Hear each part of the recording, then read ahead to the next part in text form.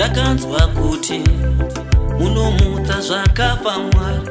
Ndauya kwamuri ndibatsirei Mwari. Zvirwere zvamarudzi Ishe munorapa, murapi wedu ndimi Jehovha.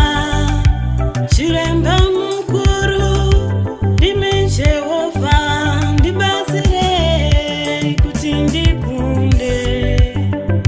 Ndibatsirei o Mwari, ndibatsirei o Mwari, ndibatsirei kuti ndikunde. Ndibatsirei o Mwari, ndibatsirei o Mwari, ndibatsirei kuti ndikunde. Ndibatsirei o Mwari, ndibatsirei o Mwari, ndibatsirei kuti ndikunde.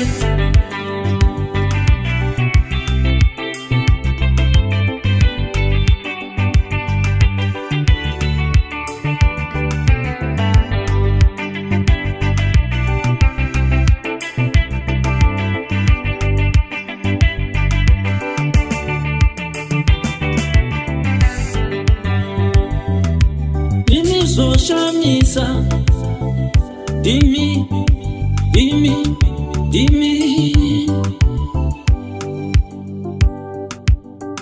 murapi mukuru dimi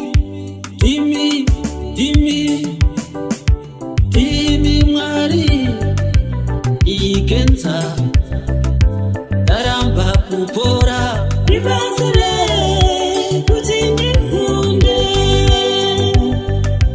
Ishuka ndaramba pera. Ndibatsirei kuti ndikunde.